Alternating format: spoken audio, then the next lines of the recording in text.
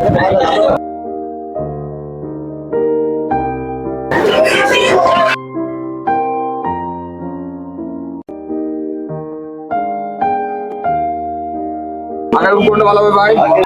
শুরুতে ঝিনাইদহের বাজারে নিত্যপণ্যের দাম জানতে আমরা ঘুরছি ঝিনাইদহ মাছ, মাংস ও কাঁচা বাজারে। চলুন দেখি আজকের বাজার চিত্র।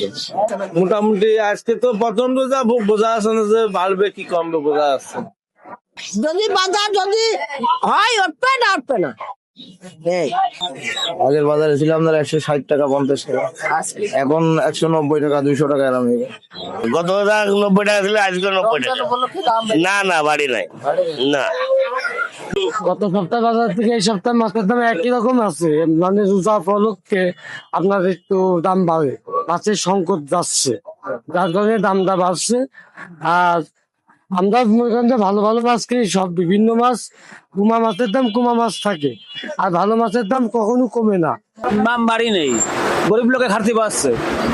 টমেটো 40 টাকা কেজি, লাউ 30 টাকা পিস, আলু 20 টাকা কেজি, বেগুন যাচ্ছে, বেগুনের রেটটা একটু বেশি 60 টাকা কেজি, ফুলকপি 40 টাকা কেজি, কাঁচামরিচ 140 টাকা কেজি, 40 টাকা কেজি, সিম 30 টাকা 20 টাকা এরকম, পালং শাক 10 টাকা।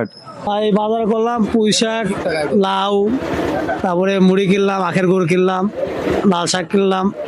এই গত সপ্তাহের বাজারের থেকে আজকের বাজার দরটা কেমন? হালকা বেশি ভাই, রোজার মাসে বাংলাদেশ সিন্ডিকেটটা বেশি হয়, এ পুরো বাংলাদেশে মনে করো সবচেয়ে বেশি দাম। গুড়ির বাজার হলে 120 টাকা কেজি, 140 টাকা কেজি, দুটো দুই রকম গুড় আছে, 140 120। খেজুর আছে বিভিন্ন রকম কায়দা, 120 টাকা, 280 টাকা, 300 টাকা, 320 টাকা, 440 টাকা, বিভিন্ন রকম খেজুর, বিভিন্ন রকম দাম। এই ছিল রমজানের প্রথম দিনের বাজার চিত্র। এমন স্থানীয় আরো খবর পেতে আমাদের পেজের সঙ্গে থাকুন। ধন্যবাদ।